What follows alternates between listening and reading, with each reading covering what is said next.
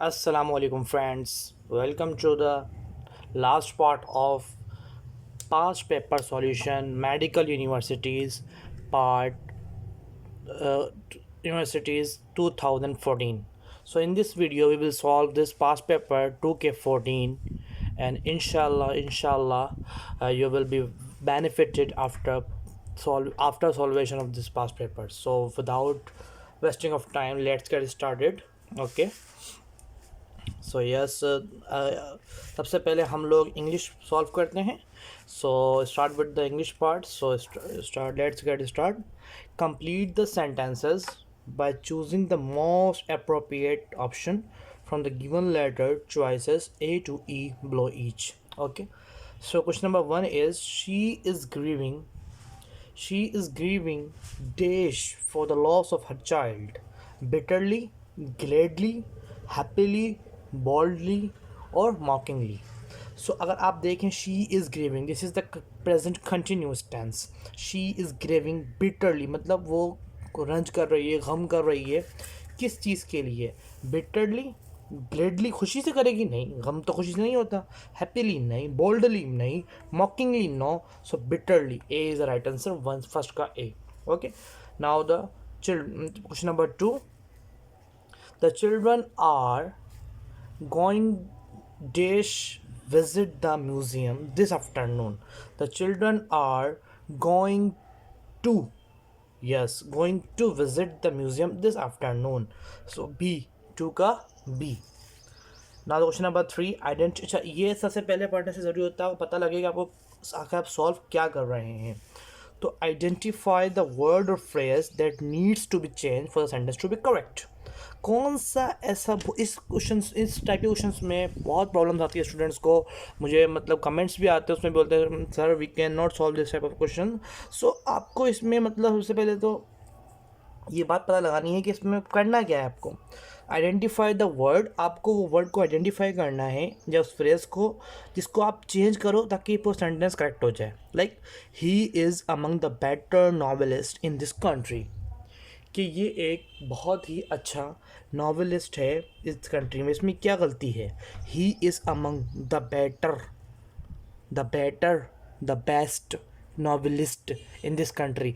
सो 3 forms होती हैं, better good, better best. आपने अगर पढ़ी होगी तो 3 डिग्रीज होती हैं, first degree, second degree and the third degree. Like first degree में गुड है तो सेकंड डिग्री क्या होगी? बेटर, और थर्ड डिग्री से क्या होगी? बेस्ट. ठीक है, इस तरीके से कुछ चीज़ें होती हैं उनमें वो मोर एंड मोस्ट आ जाता है थर्ड के अंदर. तो आपको ये थोड़ी सी इंग्लिश की चीज़ के फ्रेजेस हैं जो आपको रैंडम जगह से पढ़नी पड़ेगी. If you have the English book of essential English grammar और येलो बुक और blue book of essential English grammar by the Raymond Murphy, you can use. And if you don't have, you can also use the Renin Martin. That is a very nice book. Okay, now the question number 4. It is a so answer is of 3 is C. Okay, best. It is fascinating to watch a potter making a lump of clay into a beautiful vase. सो अगर देखा जाए तो ये बिल्कुल set है. ठीक है, तो no error. E, choose the word most similar in meaning to the capitalised one. ठीक है, तो कौन सा सबसे ज़्यादा मीनिंग में सिमिलर है? तो इसके लिए आपको अपनी रोज़ाना की वोकैबुलरी जो है उसको बहुत अच्छा करना है. मतलब जो न्यू वर्ड्स आते हैं उसको आपको पढ़ना चाहिए. Rivals, so answer is C. Rival की मीनिंग सिमिलर होती है अपोनेंट, मतलब आपके अपोनेंट वाला. सी. Now we move on the next page and word is astonish, mean amaze. अब इसमें किसकी मीनिंग होती है? अमेज मतलब astonish मतलब होता है बंदा हैरान हो जाना. astonish, punish, सरप्राइज मिलता है हैरान. Yes, B. Okay, B is the right answer. But never forget to follow the rules to how to solve the MCQs. Okay, there is a video how to solve the MCQs I have uploaded. Please watch that video and then come up on these videos. Choose the lettered word or phrase that is most nearly opposite in meaning to the word in capital letters. Like regrettable, इसकी कौन सा opposite होगा? ठीक है ना। Opposite, regrettable मतलब पछतावा है, फॉर्चुनेट मतलब पछतावा, मैं बहुत ज़्यादा लकी हूँ तो मुझे पछतावा नहीं है, तो फॉर्चुनेट। ओके, उसके बाद हमारे पास reliable. Reliable means changeable.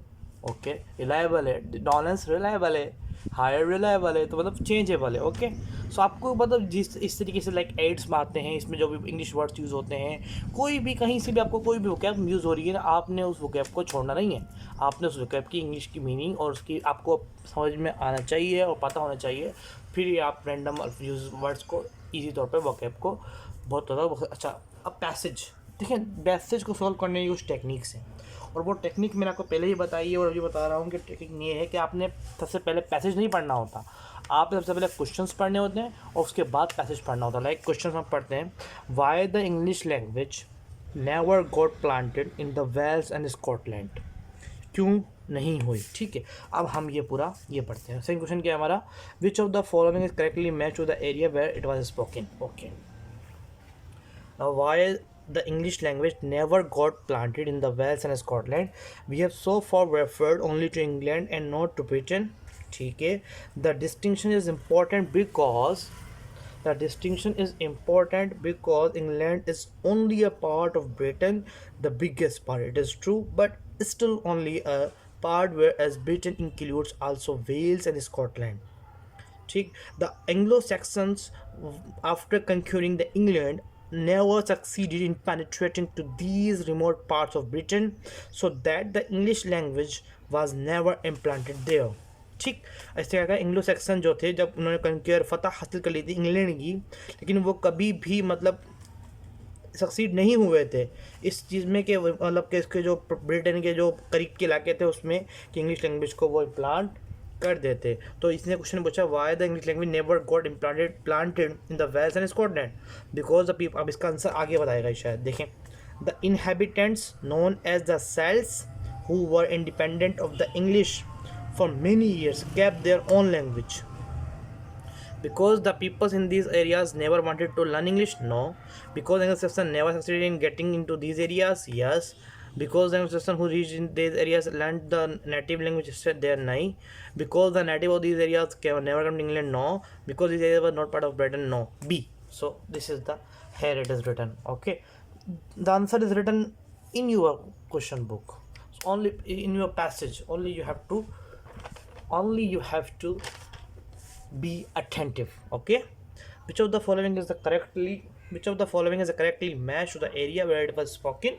So still like has written Welsh is spoken in Welsh कहाँ पे वेल्स में, सो ये तो गलत हो गया। एंड गैलिक इन स्कॉटलैंड, तो गैलिक स्कॉटलैंड के अंदर, ये भी गलत, बी भी गलत हो गया।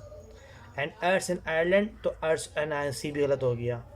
And in a fourth Celtic dialect, Cornish used to speak in the southwest corner of England. So here it is, England. So D is the answer. Okay, so D is the answer. Like this is the, because the section was not succeeded, and the D is the answer. Okay, so here we completed our English part. Now we move on the physics part. Yes.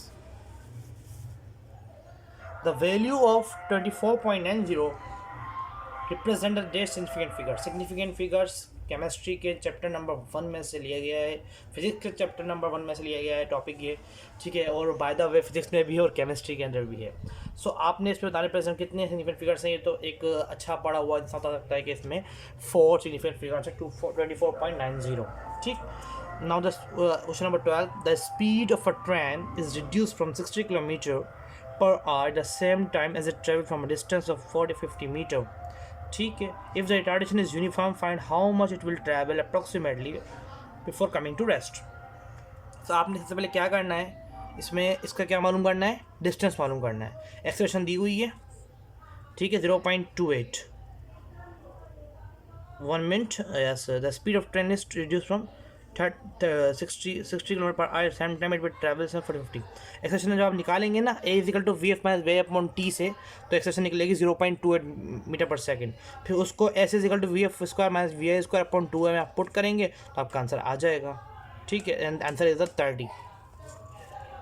Now the question number 13, The velocity of body moving in a straight line with a constant acceleration is 10 meter per second at a certain instant t. After 5 seconds, the velocity becomes 20 meter per second. The velocity 3 seconds before t was 4 meter per second. A. 13 का A. One of the two forces is double the other and the resultant is equal to the greater force. The angle between them is cos -1 upon 4. Sorry for these two types of question because I am a medical student and I have selected about 3 years ago, so I am not able, so sorry for this. Inshallah, if you require this type of solution of this question, I can give you. I have in my notes. If you require this question, you can comment me, you can take the screenshot and comment in the and send me in the comment, so I will inshallah give you the solution of this question. Not a problem for me, but at this time I can't. Now the question number 15, identify the example of projectile motion. Projectile motion की कौन कौन सी examples होती हैं? A missile shot from a gun, yes होती है. A player making a long jump, बिल्कुल है. A ball rolling on the smooth surface, नहीं. A football kicked off by player G. तो 1 2 3 1 2 और 4 1 2 and 4 D is the answer 15 का. Okay, अब देखें किस तरीके से. A missile shot from gun, जब हम एक गन में से मिसाइल को शॉट करेंगे तो वो ऐसे करके ऐसे ही जाएगी, और जो चीज़ प्रोजेक्टाइल जो ट्रैजेक्टरी कवर करती है उसको हम प्रोजेक्टाइल मोशन में पढ़ते हैं. अब player making a long jump, जब एक वॉल में से एक प्लेयर लॉन्ग जंप करेगा तो ऐसे होता है वो यू कर ट्रैजेक्टरी की फॉर्म में ही नीचे आएगा. ठीक, और फुटबॉल अगर किक करता है कोई फुटबॉलर तो फुटबॉल इस वे में जाती है तो वो भी ट्रैजेक्टरी है. तो इस वजह से सब क्या है प्रोजेक्टाइल मोशन के अंदर एग्जाम्पल में आते हैं. क्वेश्चन नंबर 16 की तरफ मूव करते हैं हम.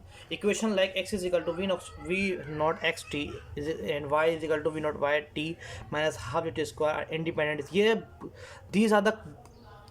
these are the nothing but the lines of a book. Okay, so आपको फिजिक्स की बुक भी अच्छे तरीके से पढ़नी है. बुक्स की लाइन है, बिल्कुल लाइन है. पैरामेट्रिक इक्वेशंस क्या होती हैं? पैरामेट्रिक इक्वेशन वो होती हैं जो आपस में कोऑर्डिनेट पर डिपेंड नहीं करती हों, ये सब चीज़ें डिपेंड, लेकिन वो कॉमन वेरिएबल्स पर डिपेंड करती हों, इनको पैरामेट्रिक इक्वेशंस कहते हैं. Chapter number 3 of the first year physics. It is same written, nothing is changed, same copy passes there.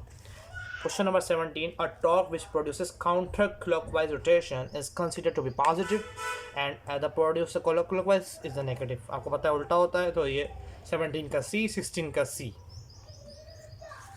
Now question number 18, every point of the spinning object moves along an arc of circle in a small interval of time, and the centers of all these circles lie along the straight line.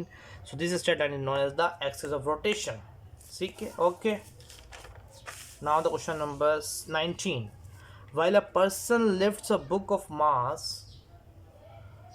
2 kg from the floor to a tabletop 1.5 meter above the floor, how much work does the gravitational force do on the book? ठीक है, 1.5 meter above है तो A minus 30 joule. A force of 200 Newton is required to keep an object sliding at a constant speed of 2 meter per second across a rough floor. How much power is being expended to maintain this motion? 400 watt. So 20 का D. 21. Identify the examples of kinetic energy. E. 1, 2 and 3. A stone thrown upward can lift itself against the force of gravity.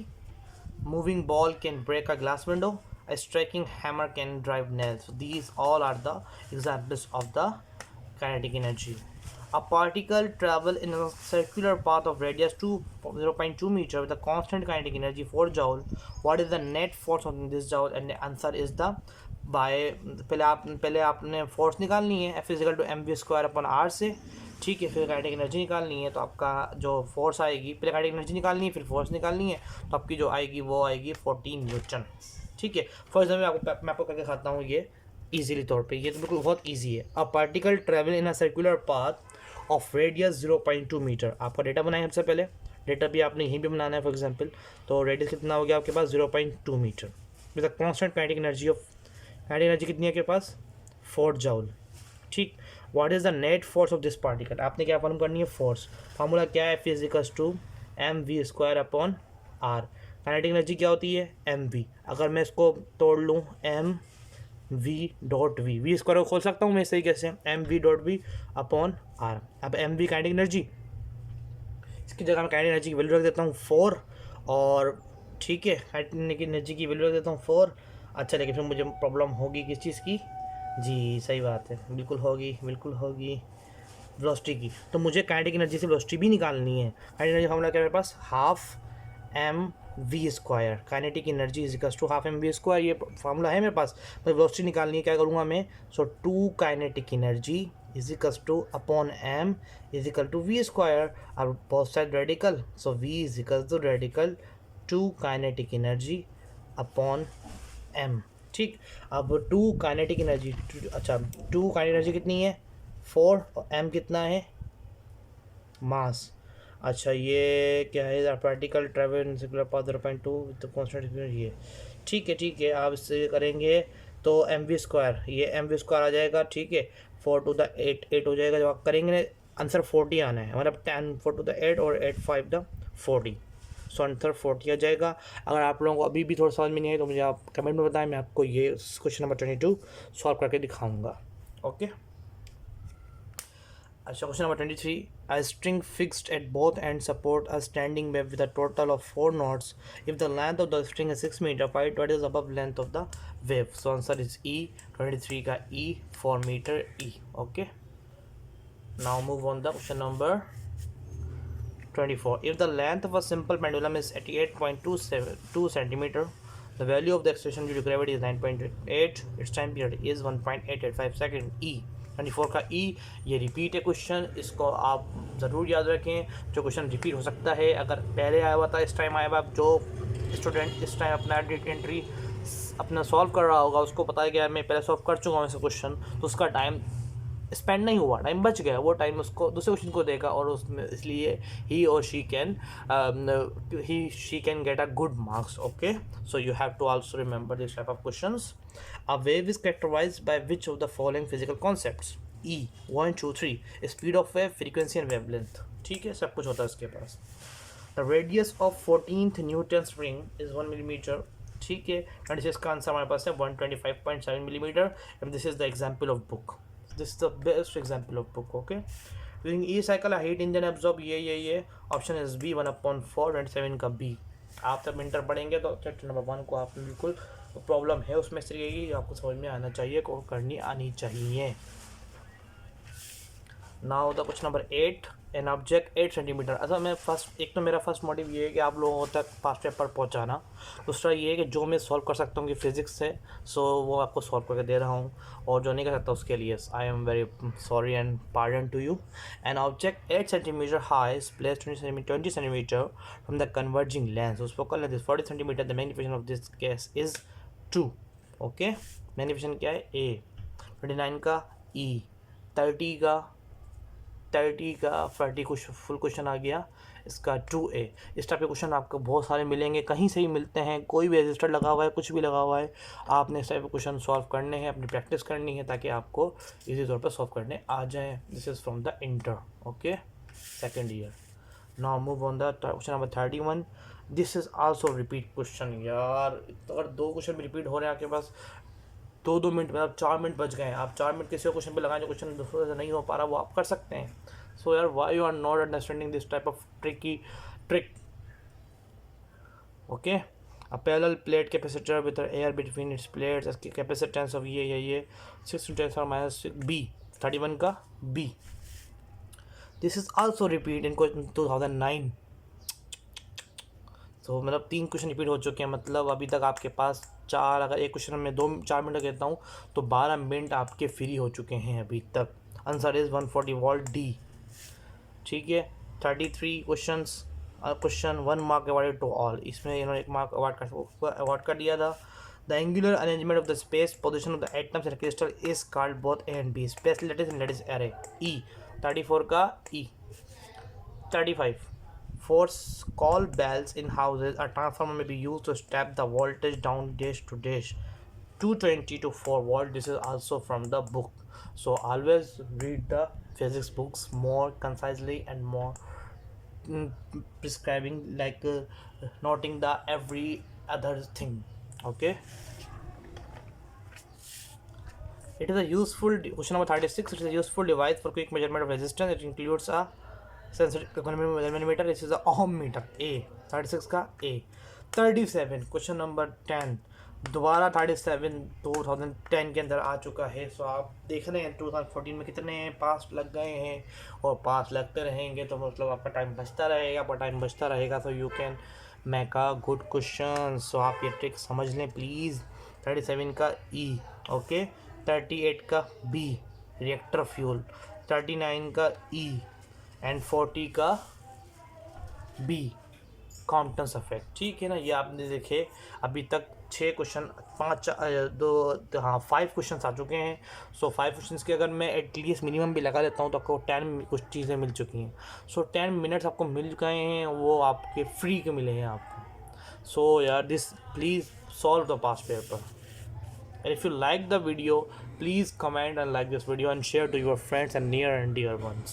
So now move on the chemistry. Iopic name. Iopic name आपकी सबसे पहले जितने भी books में हैं, चाहे वो पंजाब की बुक में है आपके पास, फेडरल की बुक्स हैं, सब में निकालें, सब में से निकाल के प्रैक्टिस करें. आप इंटरनेट से गूगल करें आयोपिक नेम्स, मतलब कोई भी स्ट्रक्चर उठाएं और उसका आयोपिक नेम बनाना शुरू कर दें. आप मतलब मेकअप प्रैक्टिस, मतलब कोई भी आपको कुछ भी करके दे दे, आपको लाइक इस तरीके से दे दे, भाई अब बताओ इसका नाम बताओ, आपने 2 मिनट लगाना है और नाम बता देना है. कोई भी आपको कह दे भाई ये देखो ये यूँ है, ये यूँ है, अब इसका नाम बताओ, आपने 2 मिनट लगाने और नाम बताना है. अपनी प्रैक्टिस इस तरीके की कर ले कि आपको ये चीज़ बिल्कुल भी इशू ना हो. ठीक है ना. इसका इन तीनों के नाम मुझे कमेंट में चाहिए. What are the IUPAC names? So the answer of this question is 41 is B 4,5-dimethyl 4-ethyl decane. B. 42 question, an inorganic compound forming an organic substance on heating is ammonium cyanide. Okay. A. Now halogen, question number 43. Sorry for this disturbance. Halogenation of benzene can be done by E. All of this. Okay. सो अगर आप देखेंगे inter की book में तो हर एक से अलग अलग बार ये चीज़ डिफाइन की गई है. बुक को आपने अच्छे तरीके से पढ़ना है केमिस्ट्री की. ठीक है. The following reaction is called C Williamson synthesis कहते हैं इसको, हम विलियमसन सिंथेसिस कहते हैं. ठीक है. Question number 44 has been completed. Now move on the question number 45. Okay. The radius of second Bohr orbit is C. ये भी पास्ट में आ चुका है, रिवाइज हुआ है क्वेश्चन. सो आपने पास्ट पेपर नहीं छोड़ने, बार बार बता रहा हूँ, बार बार अगेन रिवाइज कर रहा हूँ. आपने पास्ट पेपर को सॉल्व करना है, चाहे वो पम्प्स के हों, चाहे वो NTS के हों, चाहे वो IBA के हों, किसी के भी आपने छोड़ने नहीं है. आपने अपनी प्रैक्टिस करनी है. As you do more MCQs more and pass you will be more perfect. Okay, because practice makes a man perfect. Which of the following is a false statement concerning an ionic compound? 46 का A. ठीक है. 47 का भी A. 48 का A. 49 का C. Okay. Now the 50. Which of the following series in hydrogen atom give a spectral line of 4 at 60 angstrom? C. Balmer lines. Okay. In a compound X, all the bond angles are exactly 109 degree 109.28 degree. X is carbon tetrachloride. D. Okay. 52A liver. 53A 79.119 milliliter per second. ठीक है. Okay. 54 the most active state of hydrogen is A. atomic hydrogen. 54. Question number 55. Melting point of alkali metals decreases with D. Increase in size के साथ decrease हो सकता है. 56 D. 57 C. 58 का B and 59 का B. beeswax. This is formula of beeswax. Remember this, and I think this is also revised in after the 2K14. Which one of the following bond is longest? कौन सा bond longest होता है? So C is the answer. Single bond longest होता है, triple bond short होगा लेकिन strong होगा. Consider the following system. Question number 61 का D. 62 का बी, 63 का ए, 64 का C. This is repeat question. Spectroscopy 64 का C, this is repeat question आप देख रहे हैं। तो अभी 6 क्वेश्चन रिपीट हो चुके हैं और आप लोग मेरी बात मान लें काइंडली। और बायोलॉजी अगर आपने सॉल्व चाहिए तो वो मेरे प्रीवियस वीडियो के अंदर सॉल्व कर चुका हूँ। Thanks for watching, thanks for listening, thanks for liking and commenting. Thank you so much. Thank you so much. Allah Hafiz.